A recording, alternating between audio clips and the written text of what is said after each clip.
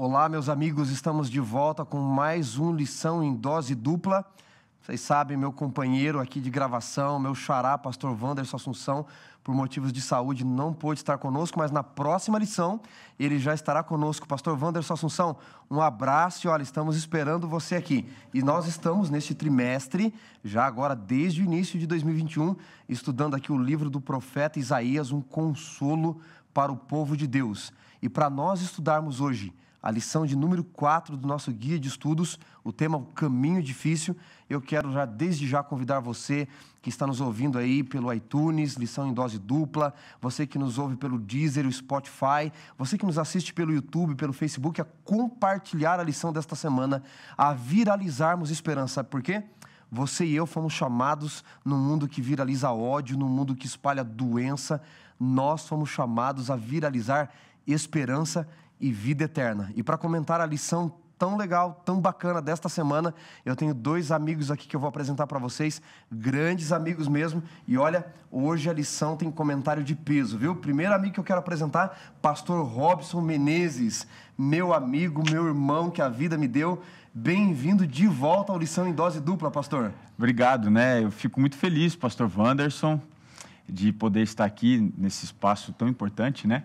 Para a igreja, para os nossos queridos irmãos, para recapitular tudo aquilo que é importante ao longo da semana, o nosso alimento que preenche o nosso vazio espiritual, né? Que a gente tanto precisa de Deus. E obrigado pela oportunidade. Tamo junto, Tamo pastor. junto e misturado aí, viu? Obrigado. Pastorzão, de repente alguém não te viu num outro programa aqui, não te acompanhou na Novo Tempo, porque esse homem é famoso, viu, gente? Então fala um pouquinho aqui pra nossa galera aí que está nos ouvindo, alguns no trânsito, outros em casa, outros assistindo pelo Facebook, um pouquinho da tua trajetória ministerial que você faz agora, para o pessoal te conhecer um pouquinho melhor. Muito bem, a gente tem o privilégio, né, de trabalhar aqui juntos, o pastor Wanderson e eu. Ele é um grande amigo, parceiro, um homem de Deus, vocês aí o conhecem com certeza. E hoje eu estou aqui na Associação Paulista Sudeste, fazendo aqui as ações mais da área de evangelismo, de crescimento de igreja, juntamente com o pastor Wanderson, e também trabalhando mais na área do pastorado, dos anciãos, dos diáconos, das diaconisas. Mas eu já estou... Rapaz, eu estou perdendo a conta. Quanto tempo já? Quantos anos de ministério, eu entrei em 2004. Quanto tempo, hein? Estou ruim de conta aqui. 14, 16 anos de ministério. 16 anos de ministério, tô ficando pastor, velho, viu? Ver esse rostinho novo aí. Tô ficando velho, tem já os cabelos estão caindo aqui, tá ficando meio falhado, mas já 16 anos de ministério, tive a alegria de passar pela região ali de Campinas, da Associação Paulista Central. Para você que não conhece o que é isso que eu estou dizendo, a Igreja Adventista tem regiões administrativas, né? A nossa aqui é a Associação Paulista Sudeste, que pega aqui o Planalto da grande metrópole de São Paulo, o ABC, né? E a Baixada, mas eu tive o privilégio de trabalhar ali também no interior do estado de São Paulo, na região central, Campinas. Que legal. E hoje estou aqui. Um abração aí pro povo do interior que está nos assistindo também, né, Tem pastor? muita gente lá, viu? Desafiá-los aí, papai, mamãe, tá todo mundo assistindo, Tá todo mundo não é? conectado aí, ó. Um beijo. Sem pôr a mão na boca para não pegar Covid, né? E o nosso outro convidado de peso para o Lição em Dose Dupla de hoje, pastor William Gaudiano. Pastor, seja bem-vindo, debutando aqui. Você já esteve conosco em outros momentos da lição, mas num outro formato, não é? A gente brinca que era o Antigo Testamento. No Novo Testamento é a primeira vez, né, pastor? Primeira vez nesse novo formato, uma alegria muito grande estar aqui com amigos, pastor Wanderson, pastor Robson, e para uma atividade tão importante da igreja, que é o estudo, a recapitulação do estudo da lição da Escola Sabatina, com esse tema tão bom e com pessoas tão queridas e tão informadas da palavra de Deus, tão espirituais, para discutirmos esses assuntos tão importantes para o crescimento espiritual. Que legal, meu amigo. A gente estudou junto. Ah, se estudaram juntos? Estudamos juntos. Contemporâneos. Na verdade, o pastor Conhece William. os pecados, então? Sim, já há muito... desde o Antigo Testamento, né? Mas na época você era solteiro ainda, né, pastor? Solteiro. Formou em 2001, Estudamos juntos lá no NASP, né? Engenheiro Coelho. Que bacana. Eu me formei no ano de 2001 com o irmão do pastor Robson, que é o meu meio xará, né? O pastor Roger, aqui da igreja de Santo André. E pastor Wanderson também, né? Pastor Wanderson Assunção, somos contemporâneos. E o Robson já estava lá naquela época, né? Aquela época o colégio era muito diferente.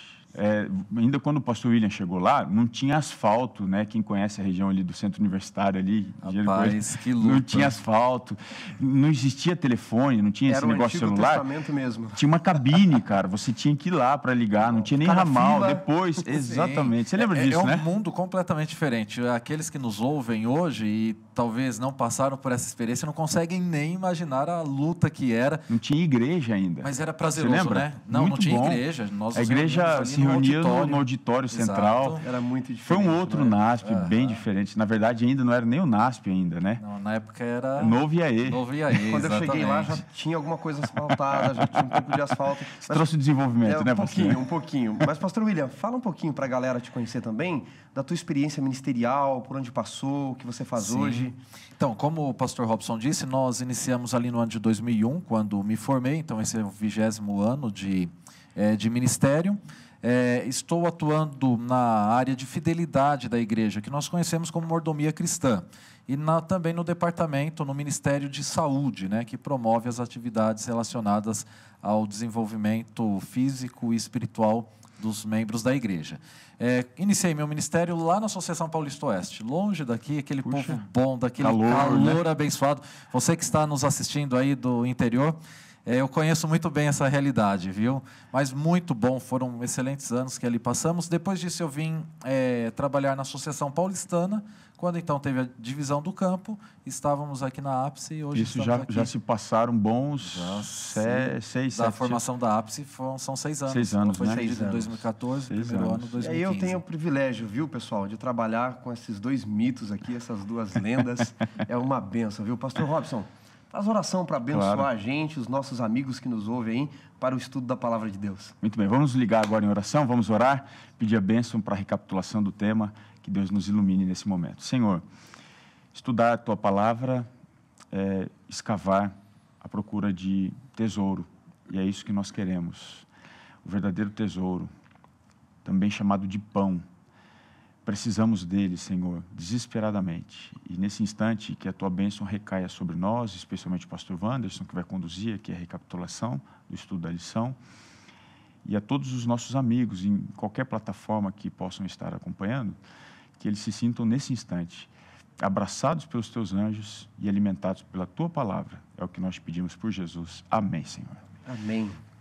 Muito bem, meus amigos. Voltamos a falar do rei Acaz. Lembrem? O profeta Isaías, o Evangelho do Antigo Testamento, dividido em duas partes de histórias e promessas, e sempre com a promessa da eternidade. O profeta Isaías ele passa pelo período de 5 reis, 4 reis e meio, para dizer assim.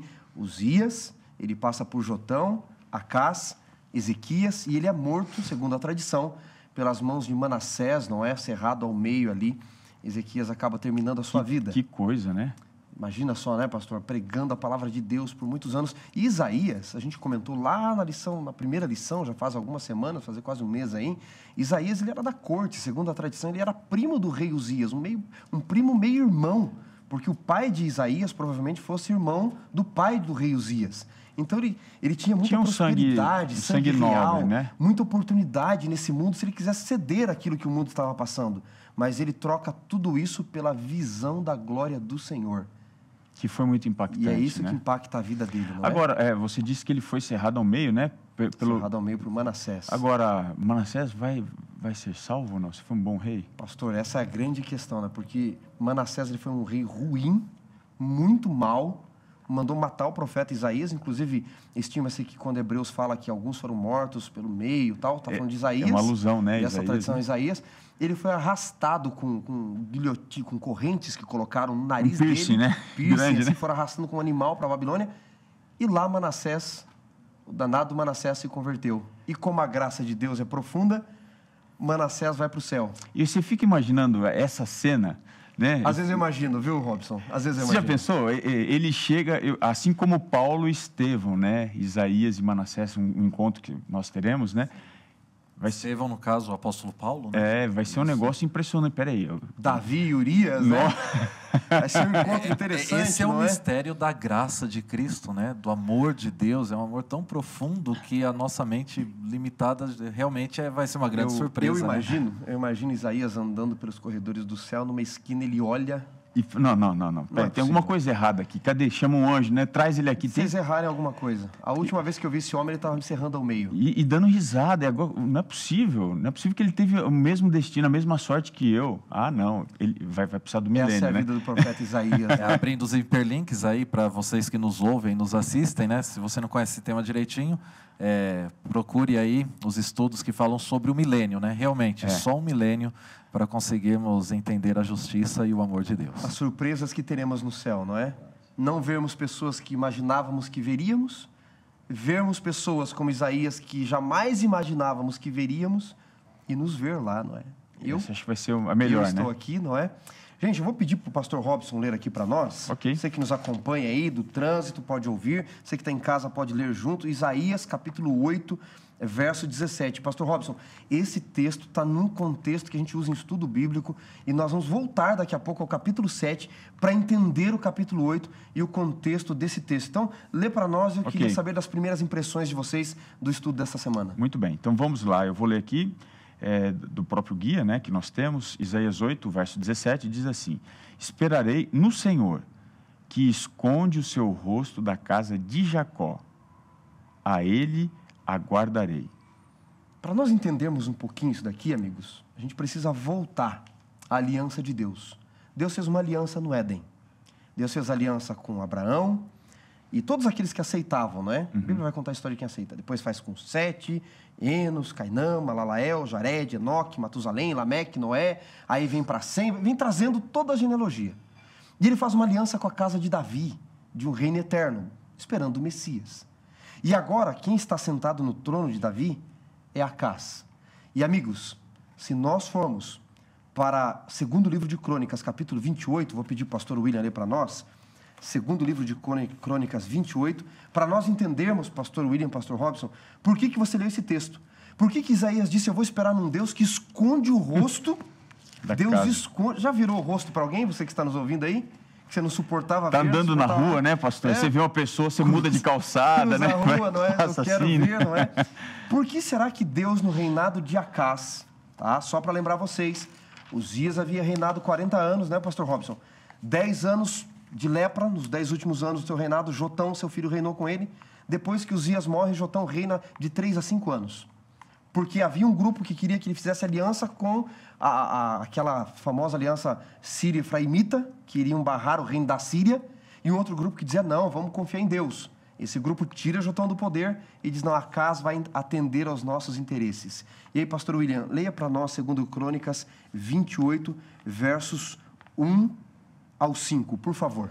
Ok, na nova versão internacional diz assim: Acás tinha 20 anos de idade quando começou a reinar, e reinou 16 anos em Jerusalém. Ao contrário de Davi, seu predecessor, não fez o que o Senhor aprovava. Ele andou nos caminhos dos reis de Israel e fez ídolos de metal a fim de adorar os Balaíns. Queimou sacrifícios no vale de Ben-Inom e chegou até a queimar seus filhos em sacrifício, imitando os costumes detestáveis das nações que o Senhor havia expulsado de diante dos israelitas. Também ofereceu sacrifícios e queimou incenso nos altares idólatras, no alto das colinas e debaixo de toda árvore frondosa. Versículo 5. Por isso o Senhor, o seu Deus, entregou-o nas mãos do rei da Síria. Os arameus o derrotaram, fizeram muitos prisioneiros entre o seu povo e os levaram para Damasco. Pedi para vocês começarem lendo este texto, porque a lição fala de caminhos. E aqui diz assim, ele não andou nos caminhos de Davi, seu pai. Davi estava lá atrás, mas era parte da dinastia. E aí, para a gente discutir mais ainda, pastor Robson, leia para nós, segundo Crônicas 28, acompanha aí meu amigo que nos ouve, se puder abrir sua Bíblia aí, se você não estiver no trânsito nesse momento, está de férias, está na praia ouvindo lição em dose dupla, abre a Bíblia aí no seu celular, segundo Crônicas 28, verso 16 e depois o 22 e o 23. Ok, vamos lá. Então, segundo o livro das Crônicas, capítulo 28, verso 16, 22 e 23, eu vou ler numa versão diferente da do pastor William, que é a Almeida Revista Atualizada, tá?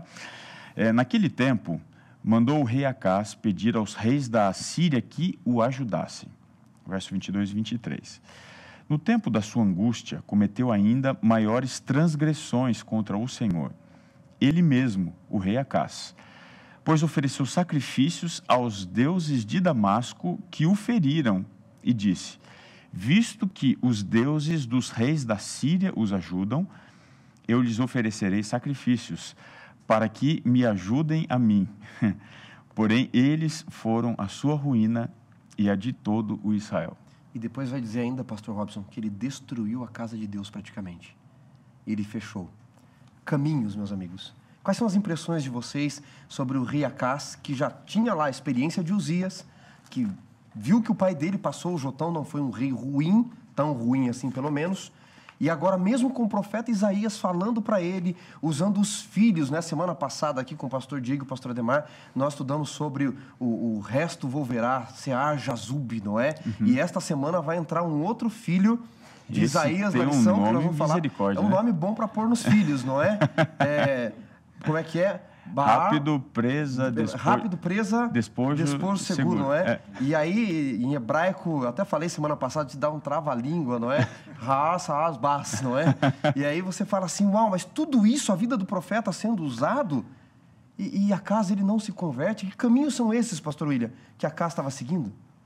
Bem, caminhos são decisões. Todos nós tomamos decisões na vida, né? E o rei Acás, ele tomou as decisões que, na visão humana, nesse grande conflito entre o bem e o mal, aparentemente são as decisões mais simples, porque elas estão ali ao redor da circunstância que nós estamos vivendo. É como você está se afogando e você se segurar num pedaço de alga. Emergencialmente, parece que essa é a única solução.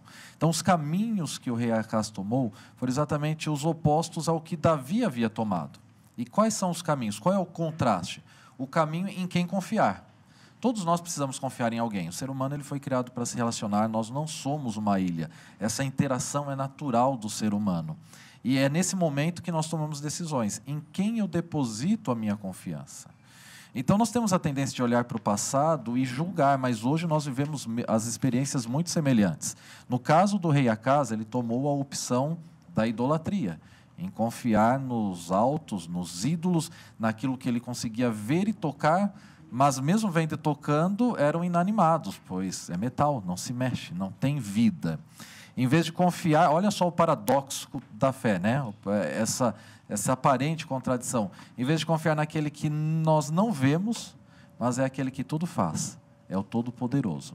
Então, as decisões do rei Acás foram totalmente opostas ao do rei Davi, por conta das circunstâncias, na emergência, ele preferiu confiar naquilo que era próximo, naquilo que ele via. E hoje, pastor, isso não é diferente. Todos nós temos as nossas opções. E essa é uma reflexão que nós precisamos fazer diariamente. Nas lutas da minha vida, em que eu estou confiando? Ou em quem eu estou confiando? Essa é a grande pergunta. Isso envolve fé. Porque muitas vezes, quando nós vemos a ação de Isaías com o rei Acás, algumas coisas pareciam loucura, né? Como uma virgem vai dar e conceber a luz, né? Ou o nome totalmente fora do costume ali do momento, adiantando um pouco a lição aqui, mas mesmo visualizando todas as ações de Deus para chamar a atenção, ainda assim ele já havia tomado uma decisão. Então nós vemos a importância da decisão. Decidir nem sempre nos leva a viver aquilo que nós decidimos no exato momento, mas como Deus está no controle da história desse mundo, a decisão é que vai definir o fim da nossa jornada. Agora, da nossa carreira. pastor, pegando carona no que você está dizendo, eu acho interessante porque a gente está indo para os finalmentes, né, da lição, do que ele fez, os acordos e tal, mas a gente tem que pensar que algumas coisas importantes foram negligenciadas antes.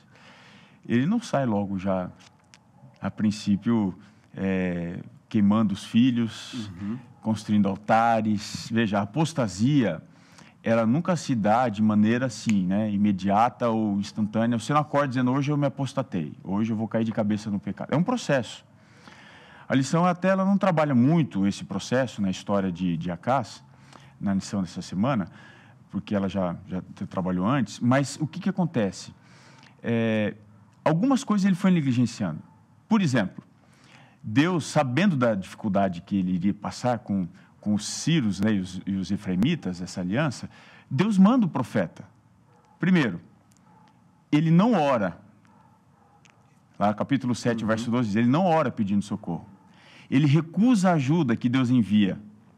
Deus oferece um sinal, ele recusa o sinal. Então, você vê, antes da apostasia, vem a negligência.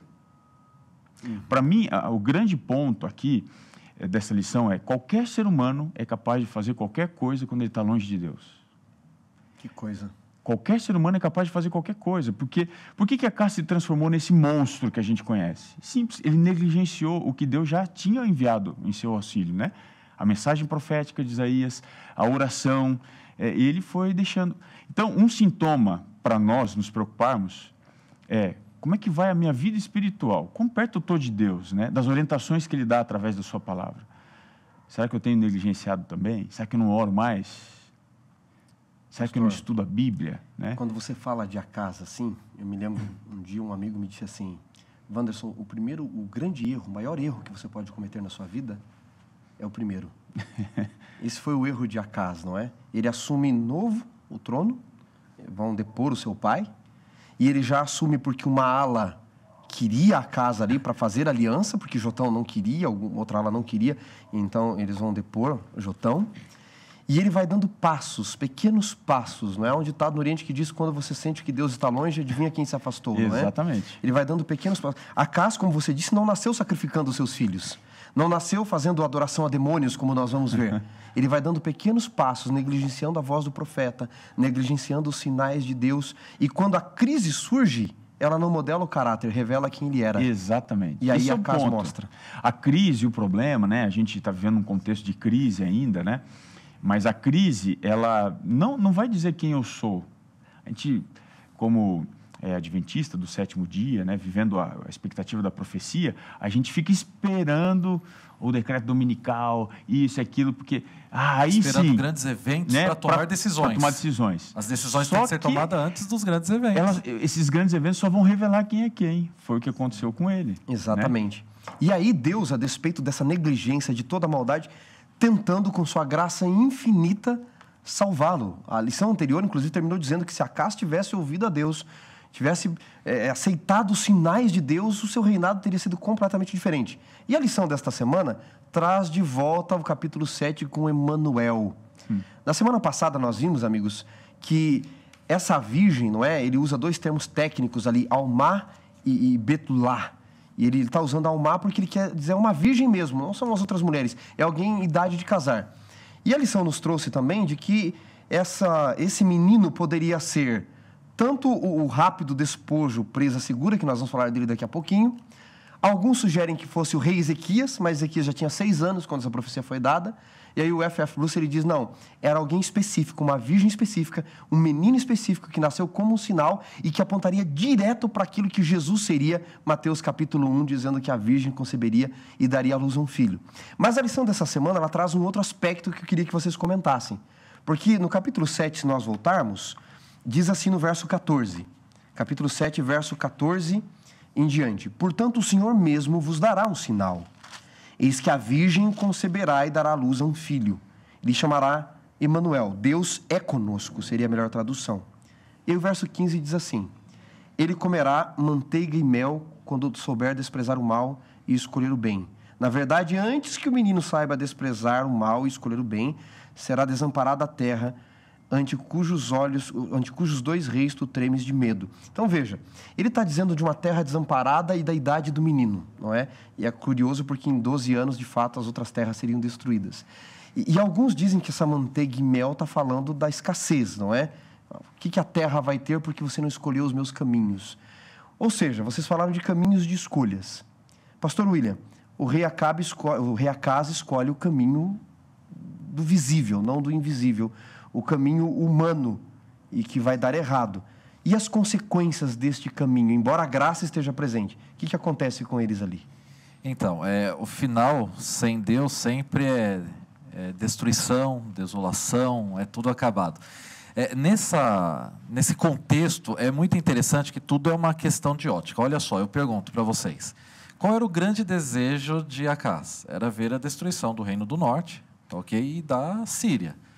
Por isso de todo um movimento político ali, né? Em vez de confiar em Deus, confiar nos homens, a Síria e assim por diante. E essa profecia, Deus está falando o seguinte: o seu maior medo e onde você vai buscar ajuda vai acontecer não por conta da ajuda especificamente, mas porque eu vou estar agindo. Ou seja, este menino vai ser o sinal disso. A recusa do sinal é porque, no fundo, Acás sabia do poder de Deus. Só que ele não queria que as coisas acontecessem segundo o poder de Deus, mas ele queria que acontecesse segundo o seu desejo. E muitas vezes nós temos consciência que o nosso desejo está contra os planos de Deus. A gente não quer que aconteçam os planos de Deus, nós queremos os nossos planos. Então eu prefiro uma aliança política, só que Deus está falando o seguinte: eu vou te dar um sinal. E toda vez que você vê essa criança, você vai se lembrar que antes que ela tenha a idade de comer e de decidir o certo e errado, aqui, no caso manteiga, no sentido de coalhada, né? Ou seja, era uma comida que era utilizada no momento de escassez, né? Tudo isso vai acontecer por conta da minha ação. Lógico que Deus, sim, ele, no controle da história deste mundo, ele usa os seus instrumentos humanos. Ainda que ele venha fazer justiça no futuro, sim, ele usou o rei da Síria. Mas é ele quem está no controle. Aí a gente remete a todo esse contexto um pouquinho adiante, né? Foi até Isaías que predisse 150 anos antes, até da libertação do cativeiro babilônico. Mas Daniel, capítulo 2, ou seja, é Deus quem está no controle. Então, a presença dessa criança era exatamente para que o rei pensasse o seguinte, e lembrasse: apesar dos meus desejos, das minhas escolhas, é Deus quem faz, é Deus quem age, é Ele que está no controle. Mas qual que é a grande questão? Os filhos, né, nós que somos pais, os filhos pequenos, na simplicidade intelectual deles, na formatação mental, eles fazem uma pergunta: como que a pessoa, sabendo o que é certo, ele faz o que é errado? Essa é a grande pergunta, né? Por exemplo, se eu sei que o caminho para determinada cidade é para lá, por que a pessoa pegou para lá? E tem coisas que não se explicam. Mas eu costumo, ao estudar a Bíblia, ver uma realidade triste: o pecado emburrece. É por isso que não existe resposta para algumas atitudes humanas. Nos cega mesmo, né? Agora, pastor, diante de tudo isso que você falou, você ergueu a bola, vou colocar para o pastor Robson cortar agora. Lá vai. Deixa eu me esticar aqui, então. Acás, pastor, ele está enfrentando exércitos. Sim. Se Deus mandasse um raio, não é? Usando a mitologia grega, o raio de Zeus, um Hércules, ou para ser mais bíblico, um Sansão, ou milhares, está aqui, Acabe, eu vou te dar milhares de exércitos. Aí Deus diz: o sinal de que eu estou com você é uma virgem e um simples menino. Que sinal é esse de que Deus está comigo? E aí eu me lembro de Rubem Alves, para devolver aqui a bola para você. Ele diz assim, falando das coisas que a gente espera de Deus e são o contrário do que a gente espera, ele diz: graças a Deus que tudo que eu sonhei para a minha vida deu errado. Tentei ser pastor presbiteriano, fui expulso da igreja. Tentei a sorte nos Estados Unidos, fui deportado. Fui virar empresário e fali. Resolvi virar escritor. E aí ele diz: graças a Deus que tudo que eu sonhei para mim deu errado. Acabe tem um sonho, Acás tem um sonho. Acás espera um tipo de sinal, tanto que ele não quer pedir porque ele já tinha o sinal dele. Meu sinal é Tiglat-Pileser, o ogro do deserto. Que sinal é esse? Que Deus é esse que age contrário às nossas expectativas e vontades? Olha, você levantou uma bola alta demais, que não sei se eu vou alcançar, mas eu vou tentar, vamos lá. Esse sinal, ele não é dado porque foi solicitado. Ele não pediu. Mas Deus, mesmo que você não está pedindo, eu vou dar. Certo? E é possível no livro de Isaías você comparar essa ocasião histórica com uma outra ocasião histórica. Você faz um paralelo deste rei, lá na frente com o rei Ezequias, no capítulo 38, quando Deus também vai falar com ele está passando por uma dificuldade e tal, e Deus fala assim, só que ao contrário de Acás, o que ele faz? Ele ora, ele clama, ele suplica, e Deus fala: tá bom, eu vou estar com você e vou te dar um sinal. Qual que é o sinal? Fazer a sombra do sol do relógio de Acás andar 10 graus para frente ou para trás, né? Então você vê que até mesmo o relógio de Acás é um ponto que nos faz lembrar o seguinte: ele era tão diferente de Ezequias, porque Ezequias, se você for olhar em Crônicas e também no livro dos Reis, diz que ele fez o que era reto como seu pai Davi. Acás não fez. Então a gente tem aqui um contraste. Quem é o tal do Acás? Ele é um safado, miserável, que está no lugar errado, não deveria estar ali, fazendo a coisa errada, não tinha dignidade para estar ali. E pior, com poder. E tinha um poder na mão. Às vezes você tem esse cenário por aí, você tem gente maluca no poder. Né? Não estou falando nada de política aqui, tá, gente? Eu quero que você entenda o contexto bíblico. Então, dentro dessa realidade, o que Deus faz? Eu vou dar um sinal. Esse sinal aqui que Deus dá, contra a vontade, porque Ele não está pedindo, Jacás, é o sinal seguinte: você é a lâmpada de Davi. Você tem o sangue do Messias. Você está se juntando com os homens para você fazer perpetuar o reino do Messias com as suas mãos? Então, eu vou te dizer o seguinte: não depende de você, não depende da Assíria para combater os Ciro-Efraimitas, esses que estão vindo. Depende de quem? De uma ação da graça. E a ação da graça é loucura. Né? Paulo escreveu isso aos Coríntios. Uma virgem e um menino que teria o nome Emanuel, Deus conosco. Ou seja, esse sinal que Deus está dando é o seguinte: a preservação do trono de Davi, ainda que esteja sentado nele, um maluco, um sociopata, um que queima filho, um que adora como todos os outros demais, é um que faz o discurso que todo mundo quer ouvir. Sabe aquele pastor que só prega o que todo mundo quer ouvir? É aquele que vai e surfa a onda do momento, né? Tem até uma expressão técnica, estou tentando lembrar aqui, dos pastores hoje, que só comenta o que todo mundo quer ouvir. Só fala de feminismo, só fala de racismo, só fala do assunto do momento. É o hype, né? É o hype, é o que fica surfando as ondas do momento. Esse pastorzinho. Os mais antigos é o famoso Maria vai com as outras. Exatamente. Esse hype que só quer surfar as ondas do momento era o tal do Acás. Deus falou assim: olha, porque você está me rejeitando, não é por você que o reino se sustenta. Não é o sangue que está na tua veia que vai trazer o Messias. Mas é Emanuel. É Emanuel. Que coisa fantástica, não é? E aí entra, pastor William, um outro menino na história no capítulo 8, não é? Porque agora, se o outro era Deus conosco, ele dá a certeza da promessa. Isso é típico de Isaías, não é? Ele primeiro dá a certeza da presença de Deus, aí ele repreende, mostra as consequências e de novo a salvação. E aí nós entramos na lição de terça em diante, mas não vamos seguir dia a dia. Mael Saar Hasbaz. Repete aí, pastor. Mael Saar Hasbaz. Deixa eu ver aqui. É isso aí mesmo. Saar Hasbaz, tá certinho, né? Não, certíssimo. Rápido despojo, presa segura. Porque ele está dizendo: Isaías, escreve. Ele não quis me ouvir, eu já dei a certeza da minha presença. Com o meu povo. Quem é meu povo? É quem quer estar comigo. Parece que o lema de Deus é o seguinte: veio porque quis, fique se quiser. Eu estou fazendo de tudo para te salvar. Você não quer ficar comigo, eu estou com você. A grande questão aqui, Acás, não é mais se eu estou com você. Eu já prometi, eu sou Emanuel. Deus com você e Deus conosco. A grande questão não é mais se eu estou do seu lado, é se você está do meu lado. Mas as consequências da tua escolha, sabe o que vai ser? Rápido despojo, e vocês serão uma presa segura. Esse menino mostrava o que iria acontecer, mais ainda como consequência de acreditar no poder humano e não no poder divino, não é? Aí que tá, né? A gente, quando diz a Bíblia, né? Maldito o homem que confia no homem. Você acha mesmo que a Síria, o poder dominante da época, o maior poderio militar da época... Ainda mais Tiglat-Pileser. Porque, pastor Robson, talvez a galera aí não conheça quem era Tiglat-Pileser. Tiglat-Pileser, ele é conhecido como o ogro do deserto. As pessoas diziam: aí vem Tiglat-Pileser. As pessoas olhavam para ele e tinham medo. Olha, se eu não soubesse quem era o demônio, eu diria que ele foi Tiglat-Pileser. Ele foi o mais terrível rei que já existiu. Então, e aí... insanidade, né? É confiar em alguém desse jeito. E foi isso que ele fez. Ele fez um pacto com o diabo, né? Ele fez um pacto com esse tipo de rei. Você acha mesmo que um rei como Tiglat-Pileser, vendo a situação de Judá, uma província que não representava muita coisa, mas geograficamente falando... Para ele dominar o mundo era importante demais. Era a rota do mundo, né? Que ligava tanto a África, né? Ligava também um pedaço da Europa para a Ásia e tal. Está ali na Palestina. Ele pensou: que custa eu pisar numa outra baratinha aqui, né? E pastor Robson, pior, Acás pagou. Veja, Deus oferece de graça a sua ajuda. A graça de graça, mas que custa tudo para ele.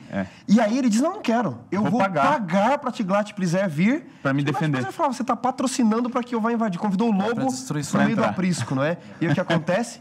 Tiglat-Pileser invade, ele quer dominar o mundo todo ali. E Acás agora ele se vê num apuro terrível. E quando ele se vê em apuros maiores, o que acontece, pastor William? Esse assunto teológico, ele é muito profundo. Aqui dá não uma semana de oração, mas uma série de um ano de sermões. Mas é importante nós trazermos para a realidade e um pouco para a prática essa lição, fazer uma pergunta para a nossa reflexão, né? Ou seja, não precisa responder. Você que está nos ouvindo, está nos vendo, pense. Quantas vezes nós sabemos que algo não faz parte dos planos de Deus, algo não é bom para a nossa vida, mas nós tentamos resolver do nosso próprio jeito, nos enfiando em enrascadas? Vamos falar aqui de situações bem práticas disso daí. Um relacionamento, que o pai e a mãe chegam e dizem assim, ó, não casa. Sim. Não vai dar certo. Alguém... E com todos os indícios, exatamente. Né? Todos os indícios alguém chega para visíveis. você e fala assim, ó, não faça sociedade. Esse camarada aí não é gente boa. Não faça, vai dar mal. Exatamente. Você vai se arrepender. E na realidade da vida, a casa, ele estava enfrentando um problema real. Era real o problema do Israel do Norte e da Síria. Muitas vezes nós estamos enfrentando problemas reais. Vou partir de tudo isso e a questão financeira. Às vezes realmente estamos ali num momento muito apertado. Mas, em vez de eu viver na simplicidade, eu falo, não, vou pegar um empréstimo. E é como fazer um contrato com Tiglat-Pileser, literalmente, né? Porque a gente sabe o que acontece. Passar no cartão de crédito, né? Exatamente. Cheque especial, coisa do tipo que é um... Sim. Então, é tudo isso. É questão de relacionamentos, a questão da administração familiar, a questão espiritual. É simples. Você introduziu o assunto da lição, pastor Robson, falando sobre isso. É simples, é matemático. Eu não posso começar o meu dia sem Deus, sem ler a palavra de Deus. Não é só ler apressadamente, é sem meditar, sem orar. E quantas vezes por conta, para não chegar atrasado, para fazer isso que eu preciso fazer para a família, para um patrão, nós colocamos Deus sempre em segundo plano. Mas respondendo à sua pergunta, o significado do nome. Esse nome era exatamente para que estava registrado. Né? O interessante, quando nós lemos aqui Isaías 8, Isaías ele foi lá e registrou o nome. É você ir no cartório e falar assim, ó, está escrito, né? E numa placa grande no nome da criança. Então, toda vez que o rei... Da mesma forma que o Emanuel, o Deus conosco, aqui Deus está mostrando a consequência. Uhum.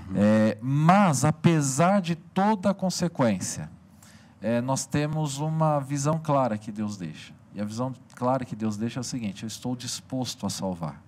Uhum. Eu quero estar contigo. A primeira apresentação, né, na Virgem, é o Deus conosco. Eu quero estar contigo. Agora a decisão é sua. A decisão é do ser humano.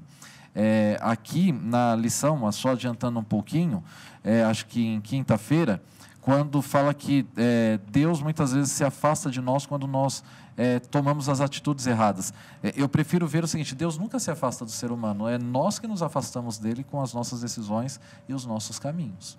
Então, esse nome especificamente estava falando da consequência real, daquilo que é real. É como um pai falando com um filho, é como um colega falando com outro amigo, olha, cuidado com essa sociedade, cuidado com a sua administração financeira, cuidado com o que você está falando. Está claro, a palavra do Senhor está ali também, o tempo todo falando. Mas muitas vezes nós vamos e tomamos a decisão errada. De matar no peito, né? Vou fazer, deixa comigo, né? Sei, vai dar certo. Ou então, existe até me fugiu o termo aqui agora, a audácia espiritual. Qual é a audácia espiritual? Eu gostei muito desse termo que eu li há poucos dias atrás. A audácia espiritual nada mais é do que você saber o que é errado, mas conhecer a graça de Cristo e você diz, eu vou fazer porque a graça de Cristo vai me salvar lá na frente. Mas a lição aqui vem nos falando que nós pagamos o preço da consequência das nossas decisões e das nossas atitudes. Mas o problema é que a gente não paga sozinho, né? Ele não pagou sozinho, né? A casa. A nação toda. Todo, ele fez o povo sofrer. Filhos, mulheres. Pastor Robson, quando a gente continua lendo aqui, depois desse nome terrível aí do filho de Isaías, é curioso porque, primeiro, o rápido despojo, a pressegura seria a aliança sírio-efraimita, mas aí, o Senhor, que fará vir destruição sobre esses inimigos do reino do sul, ele diz assim no verso 8, penetrarão também aonde? Em Judá. Inundando, passando por ele, chegarão até o pescoço. As alas estendidas do seu exército cobrirão a largura da tua terra. Ó Emanuel! Volta o tema de Emanuel. Aquele menino que representaria o Messias, agora Deus está falando para a nação. Ele está dizendo assim, em Emanuel, no menino que nasceu, enquanto ele estiver vivo, é a certeza de que eu estou com o meu povo, a despeito da destruição. Eu queria avançar com vocês, Porque olha só que curioso. Aí ele diz no verso 9, não é? Que aí a lição fala sobre confiar em Deus mesmo no meio das dificuldades, não é? Os sinais que Deus dá de estar na nossa presença. Aí ele diz assim: enfurecei-vos, ó povos, e sereis despedaçados. Dai ouvidos a todos os que sois países longínquos. Cingi-vos e sereis despedaçados. Ele repete: cingi-vos e vocês vão ser destruídos. Aí agora olha o que ele diz no verso 10. Forjai projetos e eles serão frustrados. Está falando para os inimigos do povo de Deus. Dai ordens e não serão cumpridas. Por quê? Deus é conosco. Emmanuel. Porque é Emmanuel. E aí ele vem o capítulo inteiro trazendo o seguinte: aquele sinal que Acaz não quis, aquele sinal que Deus resolveu dar, ele está dizendo o seguinte: a certeza da tua vitória, mesmo comendo manteiga e mel, mesmo tendo escassez, mesmo os inimigos invadindo, tudo um dia será frustrado por um único motivo. Emmanuel. O sinal que Acaz rejeitou. Deus é conosco. Ao longo de todas as escrituras, você vê Deus indo atrás do ser humano. Você vê o salmista dizendo: ainda que eu ande pelo vale das sombras e da morte. Você vê Jó dizendo, não é? Eu não estou preocupado pela doença aqui, é que eu não estou notando a presença dele comigo. Se adianto, não percebo. Se volto atrás, não vejo. Você vê na fornalha os amigos de Daniel, Deus está com eles. Você vê Deus presente o tempo todo. Parece que Deus está trazendo uma mensagem para nós nos dias de hoje. As coisas estão dando errado. O Covid está assolando o teu mundo. Você perdeu pessoas que você ama, perdeu o emprego, não está arrumando emprego. As coisas na tua vida deram errado. Calma. Todos os planos do inimigo serão frustrados por um único motivo. Emmanuel. Deus é conosco. Agora, pensando nisso daí, você me fez lembrar de uma passagem que não está aqui no nosso guia, mas se você me permite, posso ler? Por favor. Ela fala também sobre esse contexto, é de Jó, no último capítulo ali, que ele, depois de ter o encontro com Deus e tal, capítulo 42, ele fala uma coisa assim que é muito forte, está associado com esse tema aí, por isso que eu me lembrei aqui, diz assim, verso 1 e o verso 2. Então respondeu Jó ao Senhor: bem sei que tudo podes e nenhum dos teus planos pode ser frustrado. É interessante que quando Deus tem um plano, porque como o pastor William trouxe Daniel 2, algum tempo atrás, que ele que cuida da sucessão de poder e tudo mais, nenhum plano de Deus pode ser frustrado. É frustrado quem não está vivendo o plano de Deus. É frustrado. Vai dar errado, não tem jeito. Isso em todas as áreas da vida. Área de relacionamento. Se o casamento ele não tem a presença de Deus, vai dar errado. Vai dar errado.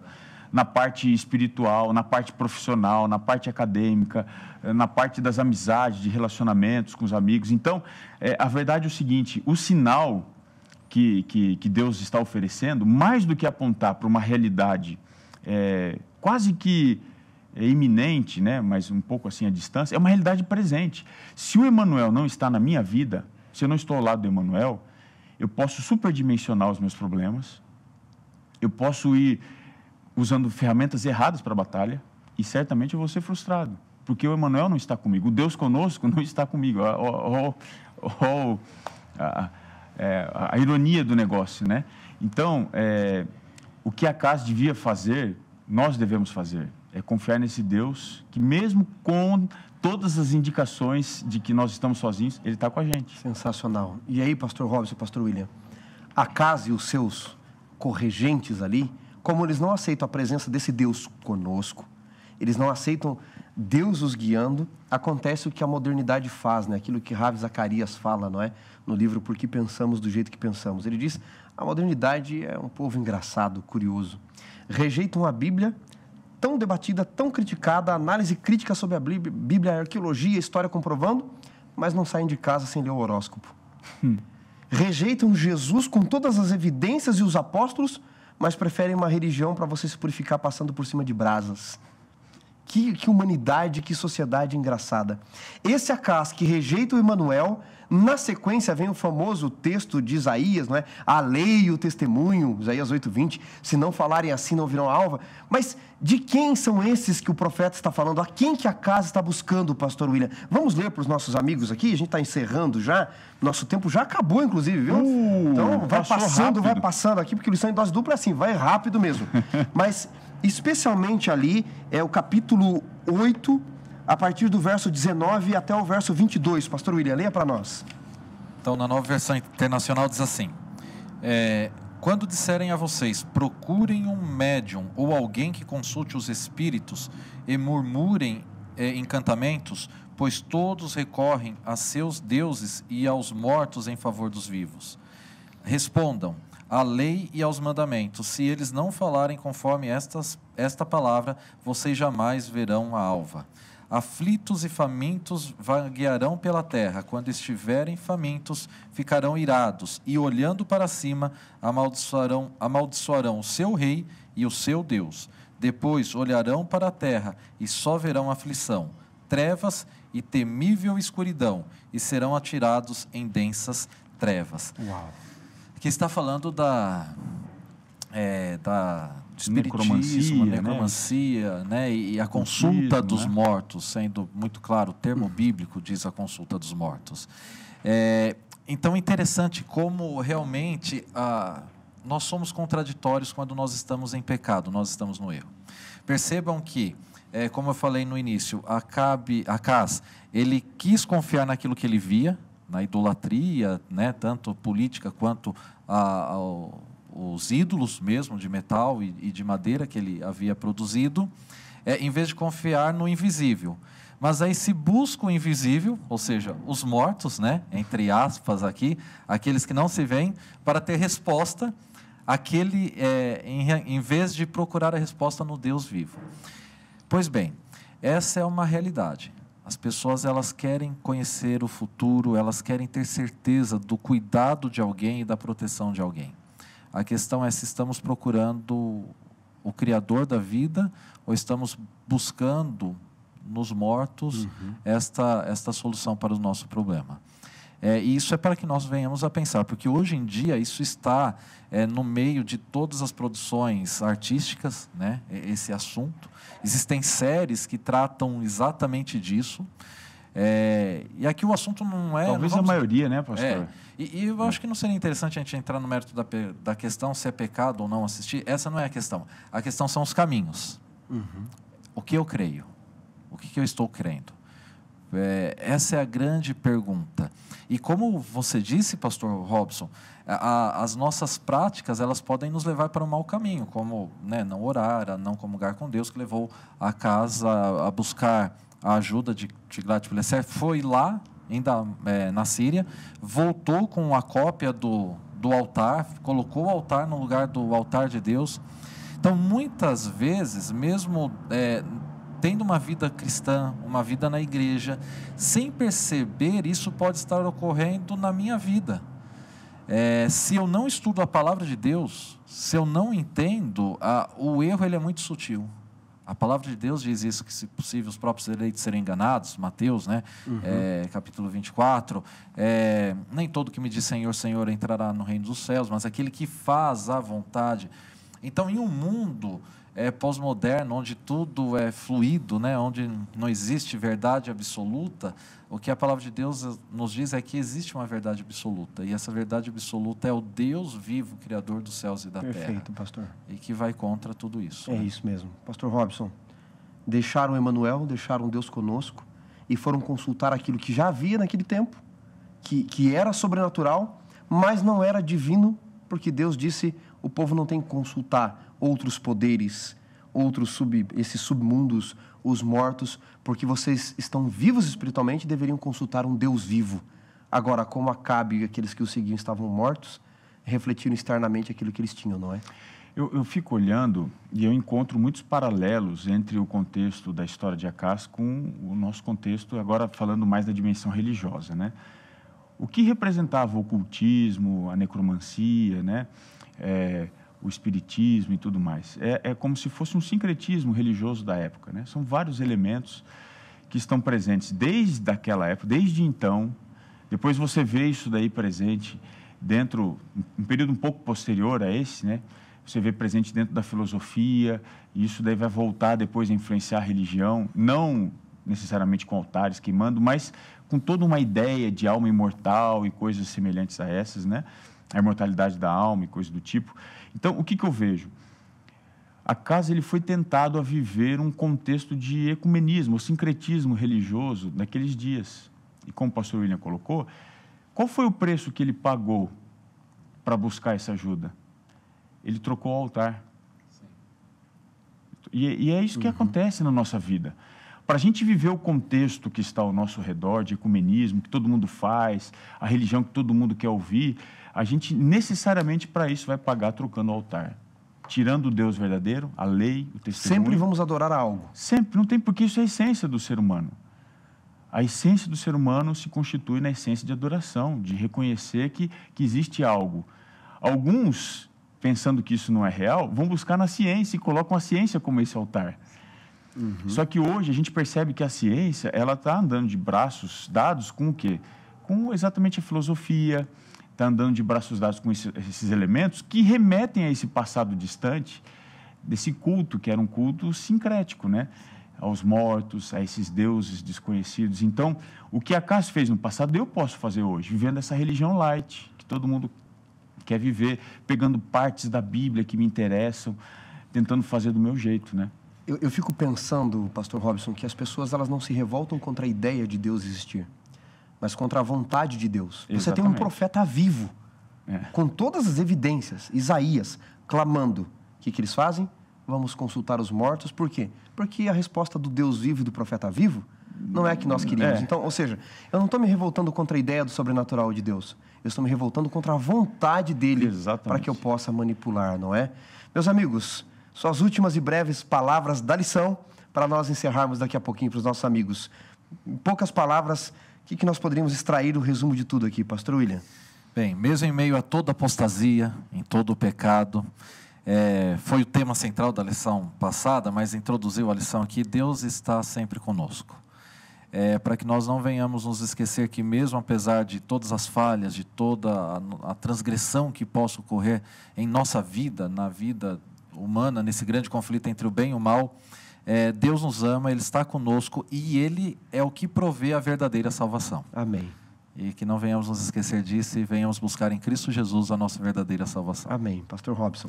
Eu só queria lembrar das exortações, né, que são prévias, né, à nossa situação de apostasia. Para a gente se tornar o que Acas foi, a gente tem que negligenciar o que ele negligenciou. Né? Coisa simples, a oração, as advertências da palavra de Deus, o espírito da profecia. Então, se essa é uma lição que a gente pode tirar, de maneira simples, né, e bem resumida, é essa. As coisas simples de Deus nos fazem viver o extraordinário da vida aqui na Terra. Né? Então, que a gente não se esqueça disso. Sensacional. Meus amigos, muito obrigado por esse debate profundo e enriquecedor. Você que nos ouviu aí pelo podcast, você que está nos assistindo, compartilha com seus amigos, porque a lição foi muito profunda. Pastor William, encerra com uma oração para nós. Vamos orar. Senhor nosso Deus, em nome de Cristo Jesus, nós lhe agradecemos por ser o nosso Deus Criador, o nosso Deus Redentor e o nosso Deus Mantenedor. Amém. E nós lhe agradecemos pela esperança de ver Cristo Jesus voltando nas nuvens dos céus. Onde não teremos mais inimigos e sabemos que o teu reino será eterno. Amém. Por isso, Senhor nosso Deus, tire de nós tudo aquilo que não foi colocado por ti. Dá-nos o poder do Espírito Santo para tomarmos as decisões corretas, em ouvirmos a tua voz, aceitar os teus planos, porque os teus planos sempre são maiores e melhores do que os nossos. Amém. Venha abençoar o pastor Robson, Amém. o pastor Wanderson, os familiares, a todos que nos ouvem. Amém, Venha Senhor. abençoá-los neste momento. Todos que nos assistem, traga a tua bênção sobre cada lar. Isso lhe pedimos em nome de Cristo Jesus. Amém, ó Deus. Amém.